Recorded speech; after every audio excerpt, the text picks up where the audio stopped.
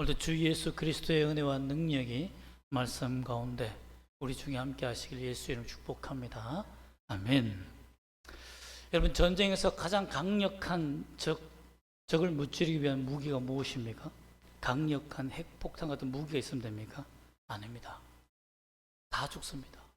그렇기 때문에 강력한 적을 무찌르기 위해서는 가장 필요한 것이 뭐냐? 요즘 새롭게 우리가 전략적으로 쓰이는 방법이 의심입니다.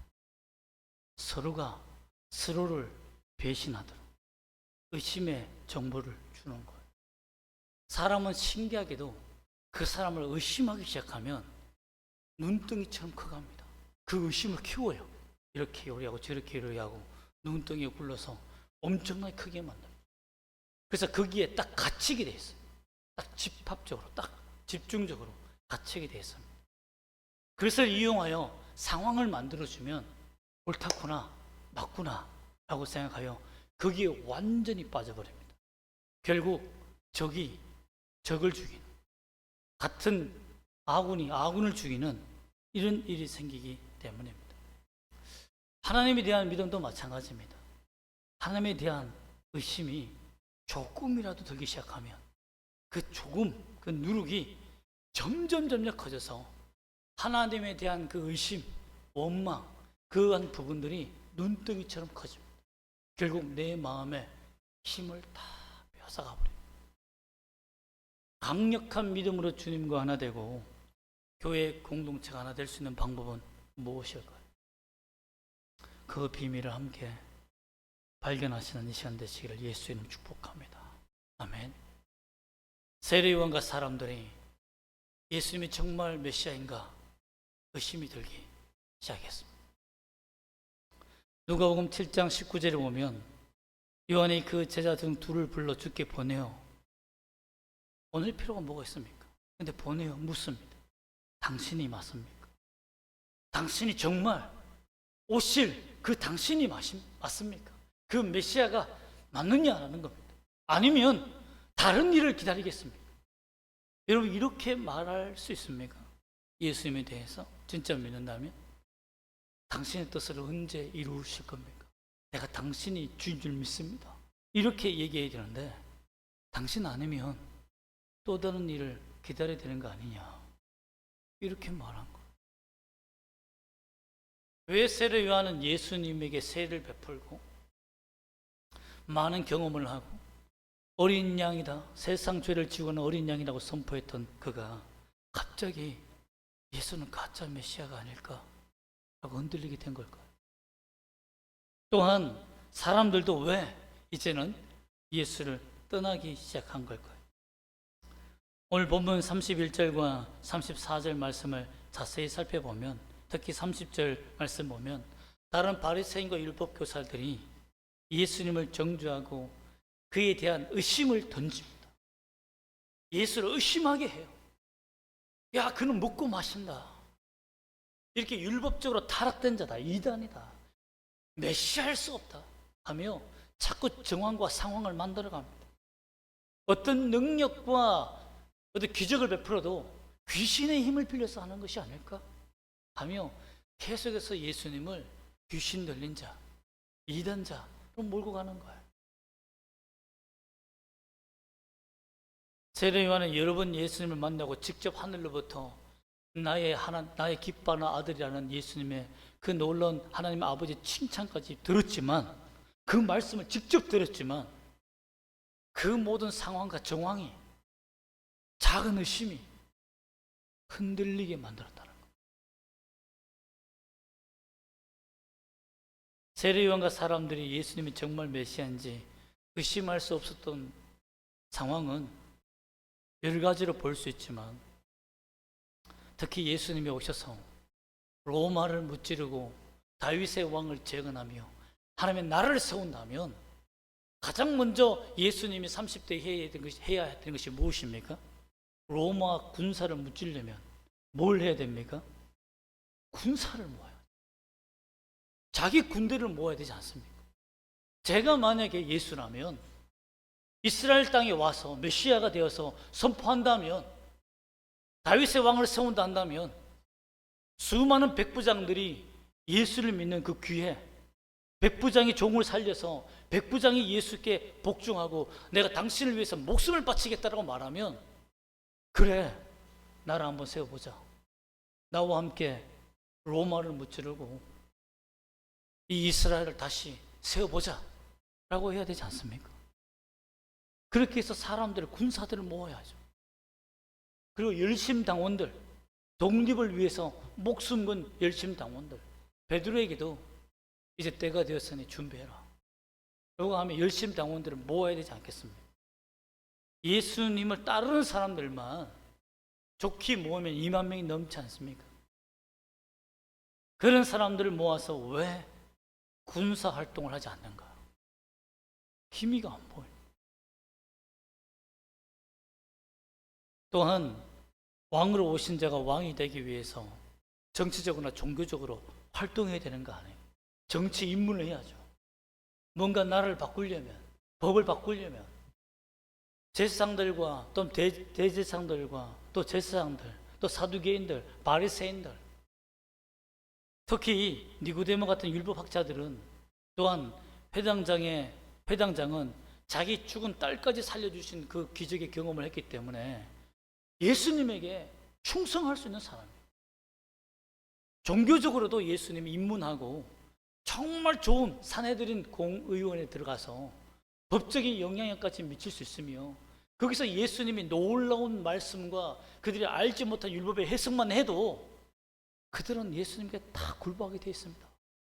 그렇게 해서 자신의 사람들을 만들어 가야 되잖아요. 그래야 뭔가 나라가 뒤집어지든지 세상이 바뀌든지 하지 않겠습니까? 가난한 사람들은 너무 많고 어려움에 있고 그 가진 기적과 능력으로 사람들을 자신을 따르게 할 수 있는 그 리더십을 발휘해야 되지 않겠습니까? 그런데 안 한다. 어떤 종교인들하고도 접촉하지 않아요. 오히려 바리새인과 사두개인과 대척 관계입니다. 원수 관계. 예수님의 모습을 보면 너무 무기력해 보여요. 뭔가 으쌰으쌰하며 뭔가 탁 나아가며 교회로 하여금, 이스라엘로 하여금 뭔가 목표를 가지고 나라를 뒤집어 엎어버릴 그럴 만한 리더십이 안 보이는 겁니다. 또한 제자들을 보십시오. 제가 책을 보니 예수님을 따른 사람, 제자들만 해도 300명 가까이 된다고 합니다. 12명의 제자 외에 70명의 전도자들, 여성들까지 합치면 약 200에서 300명 가까이가 되는데, 그들의 모습을 보면 가룟 유다 외에 빌립, 약간 머리가 돌아가는 수학적으로 뛰어난 사람 외에 다 엉망이에요. 지식 있는 자가 없고, 정치인이 없고, 종교의 지배력 있는 자가 없고, 돈을 가진 자가 많지 않고, 뭔가 나라를 세우는데 여러분 수백억 들지 않겠습니까? 수백억은 되고 수천억 들지 않겠습니까? 하나님의 나라를 위해서 세운다는 그 제자들이 보면 형편없습니다. 힘도 없고 지식도 없고 리더십도 없어요. 그런데다가 3분의 2나 되는 숫자가 예수님을 떠납니다. 세례 요한은 이 모든 모습을 보면서 고통스러웠습니다. 흔들리는 거예요. 자신을 압박하는 헤롯 안티파스, 그 아내 헤로디아가 날마다 죽이려고 합니다. 누구를? 세례 요한. 세례 요한이 자기 제자들 보내어서 예수님께 당신이 메시아가 맞느냐라고 정말 피토하는 마음으로 질문을 한 것은 왜 아무것도 하지 않느냐? 왜 아무것도? 왜 이 현상을 보고 이 상황을 보고 아무것도 하지 않느냐 하는 겁니다.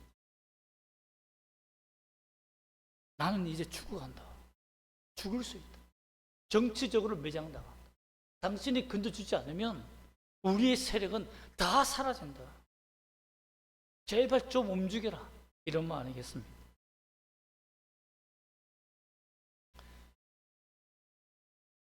우리에게 하나님의 일하심이 보이지 않습니다.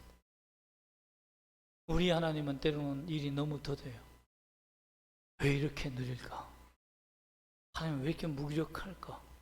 하나님의 침대에서 언제쯤 내려오실까? 라는 생각이 들 만큼 정말 하나님의 구원의 능력이 있는 것일까?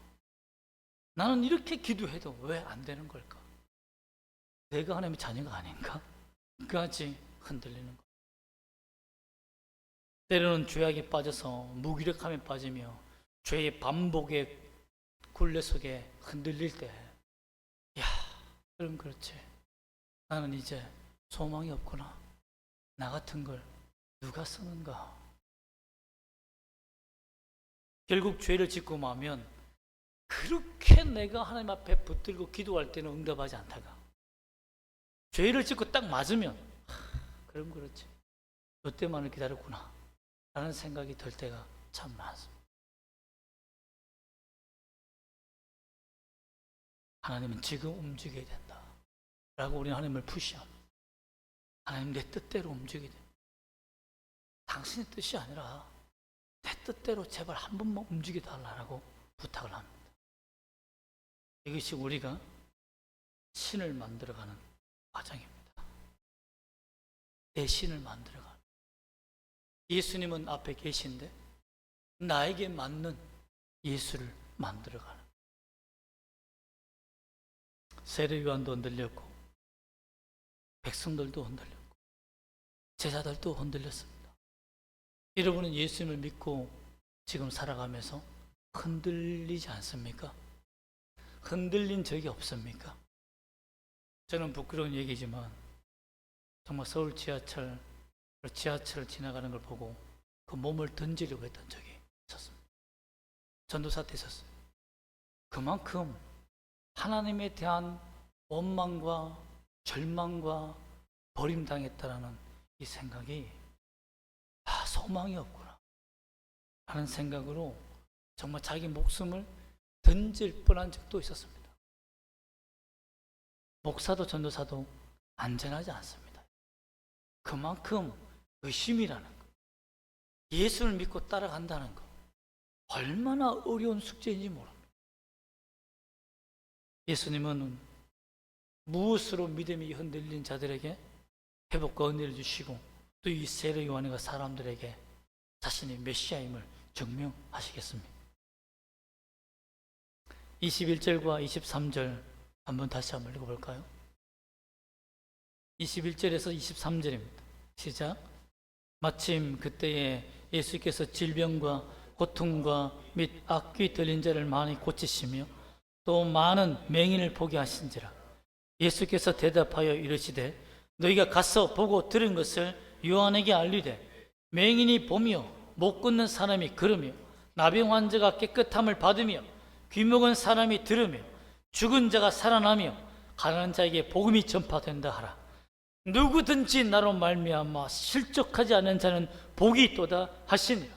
이 말씀이 뭡니까? 세례 요한아, 하나님의 말씀의 성취가 더디다고 생각되느냐? 의심하지 마라.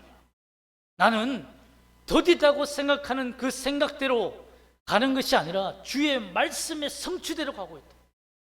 내가 하는 일을 보라. 하나님이 내게 허락하신 일을 보라. 아직 내게 주어진 것은 군사를 모으고 정치적 세력들과 규합하며 그들을 규합하며 일심당원을 모으고 돈을 모아 나라를 세워가며 이 세상을 바꾸는 이 일이 아니라 내게 준 사명은 뭡니까? 맹인이 눈을 뜨는 거다. 듣지 못한 자가 듣는 거다. 가난한 자가 복음을 듣고 귀신 들린 자가 자유함을 받으며 구원 얻게 하는 사업이 내게 허락하신 사명이다. 그 말씀을 나는 이루려 왔다라는 겁니다. 그러므로 세례 요한아, 나로 말미암아 실족하지 마라. 내가 하는 일 때문에 실족하지 마라.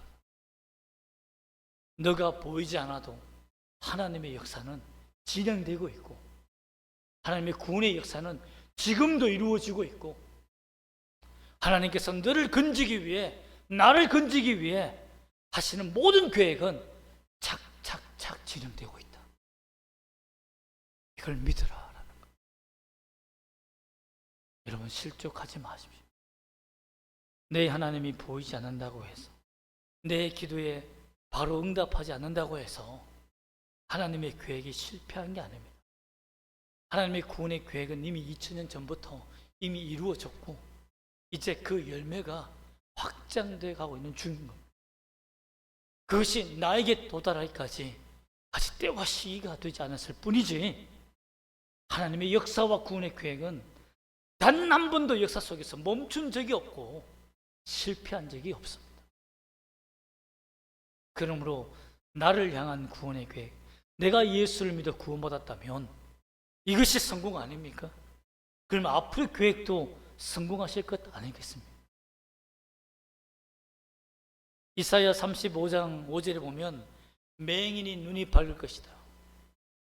그 대목을 요약해서 얘기한 것입니다. 못 듣는 사람의 귀가 열릴 것이다. 6절에는 저는 자는 사슴같이 뛰고 말 못하는 자는 노래하며 광야에서 물이 섞고 사막에서 시내가 솟아오르리라. 이런 구원의 역사가 일어날 것이다라는 것입니다. 진행되고 있지 않느냐.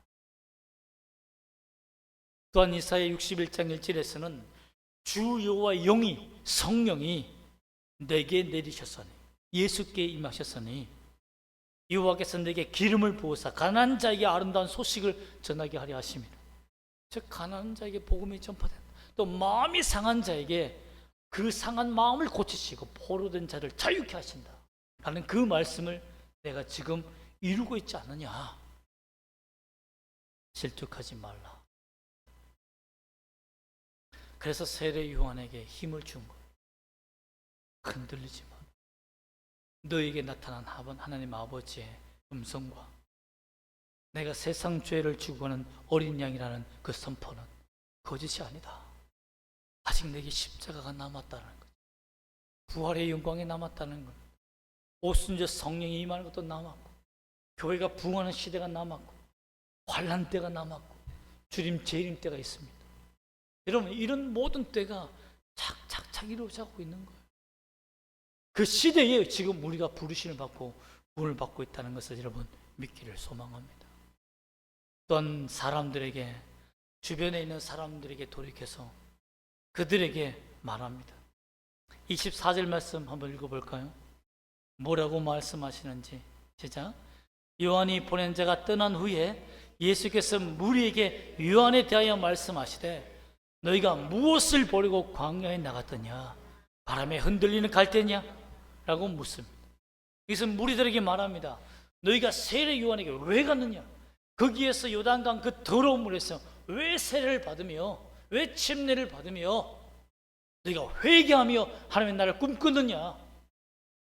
이 땅에 선자가 없다는 것을 너희가 알지 않느냐? 이 땅에 교회가 타락했고 모든 종교 지도자들이 타락했으며 그 지도자들과 함께 할 수 있는 새로운 것이 없다는 것을 너희가 알기 때문에 그 초라하고 귀신 들렸다고 조롱하는 바리새인과 사두개인들이 조롱하는 그 세례 요한한테 가서 너희가 엎드려 경배하며 그 죄 사함을 받는 그 회개의 의식을 하지 않느냐. 그런 내가 너희에게 말한다. 26절에서 말합니다. 선지자를 보러 갔느냐? 옳다. 내가 너희에게 이르노니 그는 선지자보다 뛰어난 자다, 위대한 자다, 훌륭한 자다는 말입니다. 이 말이 얼마나 여러분 그 당시 율법시대 유대 사회에서는 모욕적인 말이라면 그들은 가장 뛰어난 선지자는 누구를 믿었습니까? 두 글자, 모세입니다. 모세가 가장 위대한 선지자예요. 그 선지자보다 위대한 선지자가 없습니다. 그런데 예수님께서 뭐라고 모욕하냐면 모세 아무것도 안 했다. 가장 위대한 선지자가 왔다. 누구다? 세례 요한이다. 이 말은 뭡니까? 구약 시대에 마지막 선지자, 메시아가 도래하기 위해서 준비되는 마지막 선지자가 올 것인데 광야에 외치는 소리, 그 엘리야가 올 것이다라는 것. 그 위대한 선지자보다 더 뛰어난 자가 왔다는 겁니다. 그러면 끝난 거 아니냐? 더 이상 누굴 기다리는? 예수님이 오시기 위해서는 반드시 그 다음에 위대한 선지자가 와야 되는데, 마지막 선지자가 와야 되는데 얘가 마지막이야 라는 거. 얘가 마지막이야. 그러면 나는 메시아가 맞다라는 것입니다.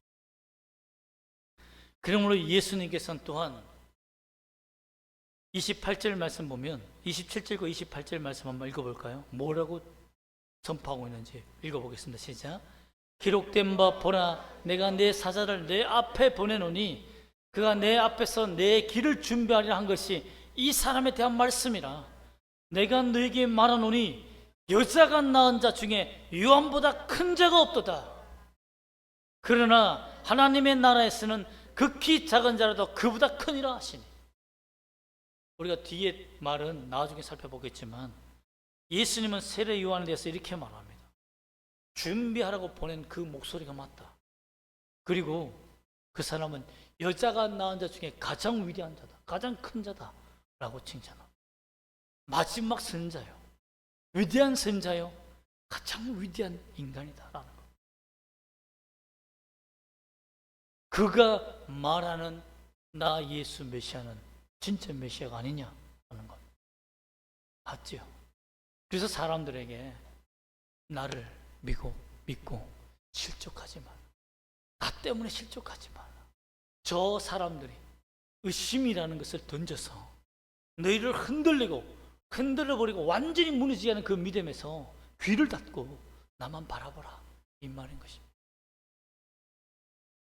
우리 자신도 여러분 실족할 수 있습니다. 하나님의 말씀 앞에 온전히 서기 위해서는 오직 주만 바라보는 우리가 되기를 소망합니다. 예수를 믿고 따른 자들은 어떤 복을 받습니까? 29절에 있습니다. 한번 읽어볼까요? 시작. 모든 백성과 세리들은 이미 요한의 세례를 받은지라 이 말씀을 듣고 하나님을 의롭다 하되. 이게 뭡니까? 하나님은 의로우신 분입니다. 하나님은 공의로우신 분입니다 라고 말할 수 있는 눈이 떠여진다는 것. 하나님에 대해서 제대로 볼 수 있고 하나님이 누구인지를 깨달을 수 있는 그 지혜의 영이 임한다는 겁니다. 즉 예수를 믿고 따르며 내가 믿는 예수가 진짜 하나님이라는 것을 알게 된다는 겁니다. 내가 만든 예수가 아니라 예수님 자체가 신이다라는 것을 알게 된다는 거예요. 절대적인 구원자다, 창조주라는 것을 알게 된다는 겁니다. 그래서 하나님은 위대하시며 의롭다라고 내 입으로 선포하게 된다는 겁니다. 그러므로 여러분 입술에서 하나님은 주요, 주 예수 그리스도는 의로우시며 나를 구원하시는 하나님이시요 절대적인 창조주시요 나의 메시아다라고 믿는 선포가 나온다면 당신은 구원받은 사람이십니다. 흔들림 없이 달려가기만 하면 된다라는 것입니다. 세례 요한은 이 말씀을 듣고 훗날 목숨을 구걸하지 않습니다. 더 이상 예수님에게 제자를 보내지 않아요. 오히려 자신의 제자들에게 예수를 따르라, 예수를 따르라. 그가 늘 외쳤던 구호 있지 않습니까? 나는 예수는 흥하고 나는 반드시 쇠하여 하리라.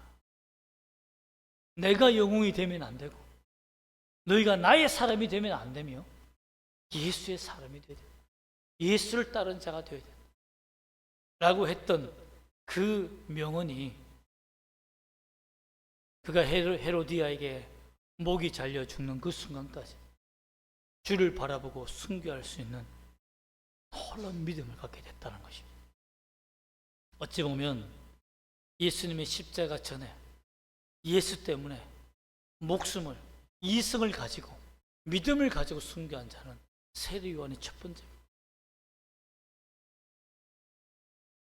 아직 성령의 세례가 부어지기 전에, 아직 성령의 놀라운 은혜가 부어지기 전에 세례 요한은 믿음을 가지고 포기하지 않으며 죽음으로 자신의 믿음을 하나님 앞에 증명했습니다. 우리가 그런 사람이 되기를 원합니다.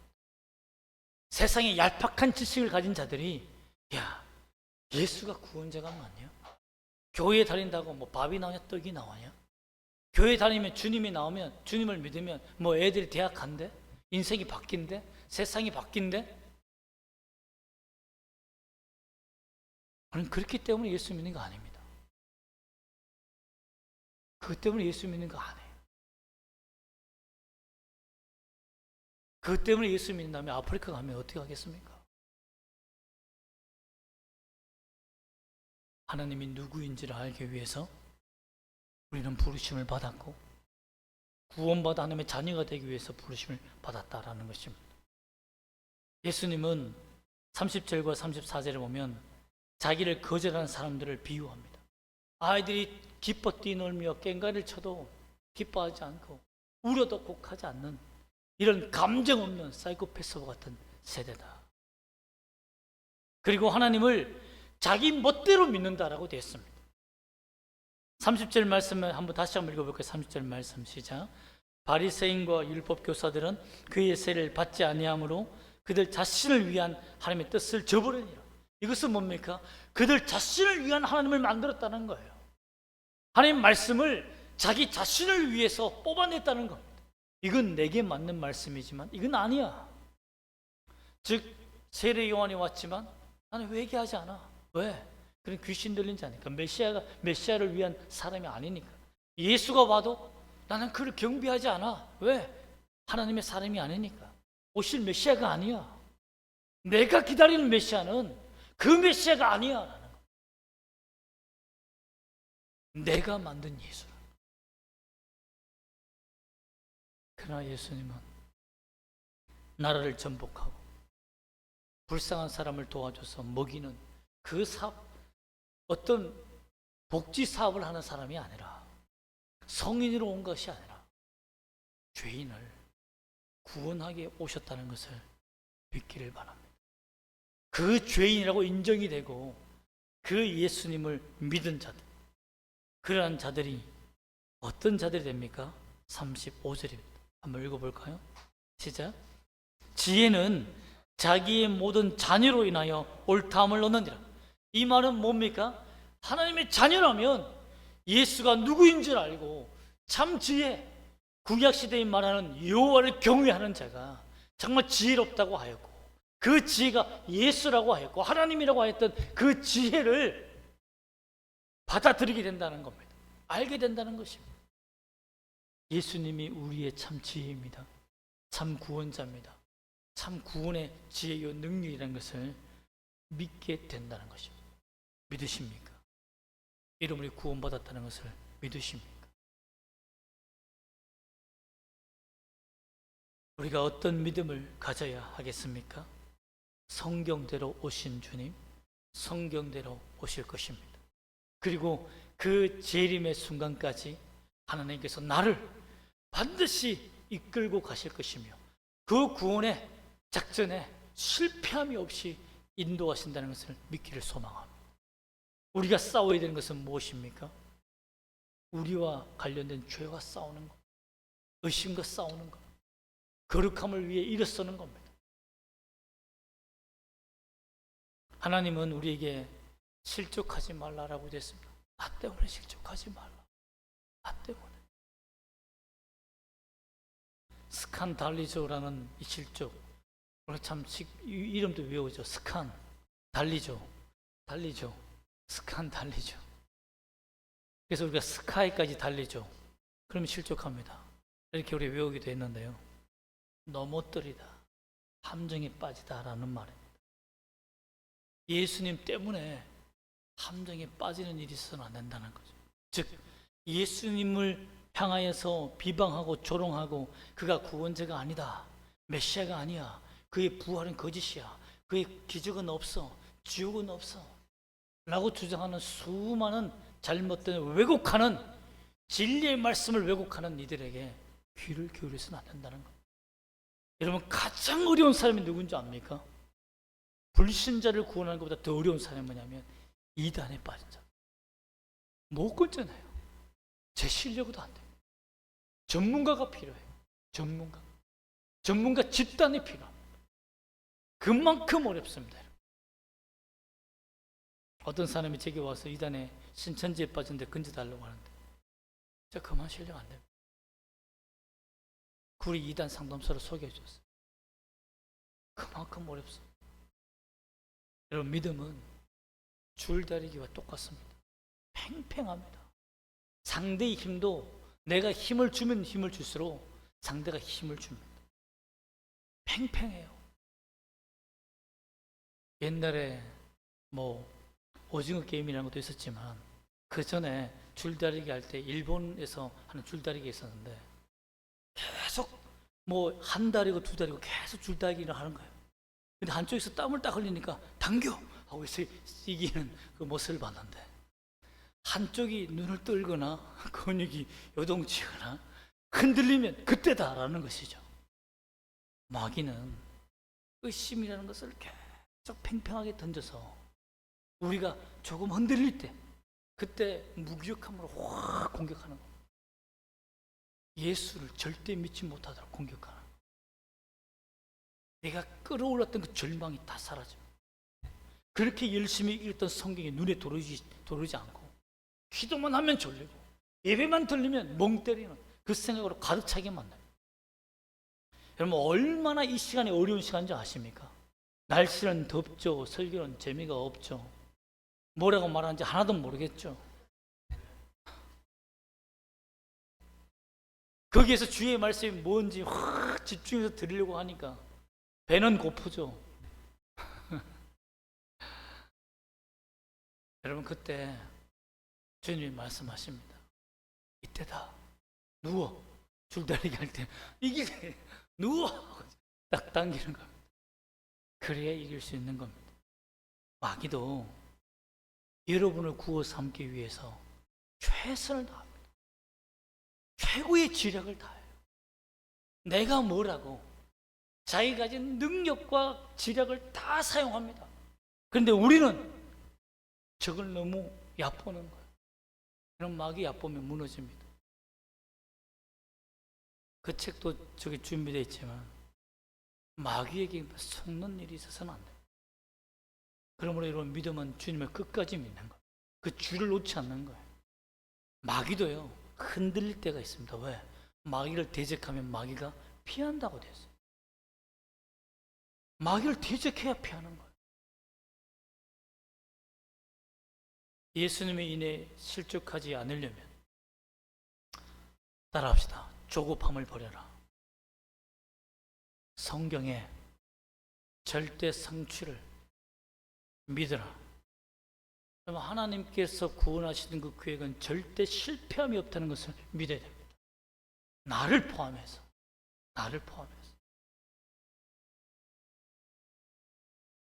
두 번째 따라합시다. 절대 의심하지 말라. 여러분 의심은 병입니다. 의심이 심한 병이 돼.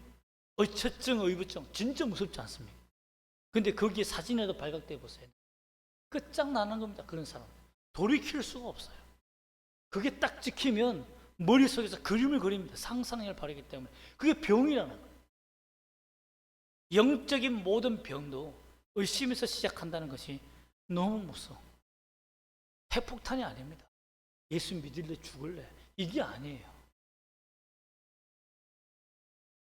성경을 정확하게 알기 위해서 여러분 노력해야 됩니다. 말씀을 깊이 묵상해야 돼요. 마귀는 우리가 성경의 지식의 실력이 성장되는 것을 절대 원치 않습니다. 그러니까 1 더하기 1은 2 그만해. 자꾸 뭐 구구단을 하려고 해. 뭐 함수까지는 아니잖아. 미분적분? 우리 중에서 미분적분 푸는 사람이 몇 명 있겠습니까? 뭐 한 명 있을까 말까 2명. 2명 한두 명이겠네. 3-4명 됩니까? 성경의 지식은 목사나 푸는 거야. 네가 할 게 아니야 라고 유혹합니다. 그러나 예수의 명령은 뭡니까? 예수 그리스도의 장성한 분량까지 자라나라고 명령되어 있습니다. 이것은 목사까지만 그냥 자라 아니에요. 목사를 넘어서는 지식을 가져야 된다고 예수님은 우리에게 명령했습니다. 그런데 우리는 그 명령을 거절합니다. 바리새인들처럼. 그게 아니에요. 주님 그 뜻이 아니잖아요. 내가 원하는 신앙은 요만큼이에요. 더 이상 요구하지 마세요. 내가 만든 예수에 빠져 있는 겁니다. 마귀는 우리로 하여금 성경을 깨달으면 하나님을 깊이 배우고 그 성품을 배워 자신들의 나라를 완전히 파괴시켜버릴 존재가 되기 때문에 말씀과 멀어지게 만듭니다. 로마서 10장 10절 따라합시다. 믿음은 들음에서 나며 들음은 그리스도의 말씀으로 말미암았느니라. 말미암느니라가 아니고 말미암았느니라는 말은 뭡니까? 이미 이루어진 거 아닙니까? 이미 그렇다는 거예요. 하나님 말씀이 너를 살린다는 거예요. 나를 살린다는 거예요. 그러므로 듣기 위해서 줄다리기라고 최선을 다한다는 거예요. 제가 최소한 말씀을 4장씩 읽으라는 이유도 거기에 있습니다.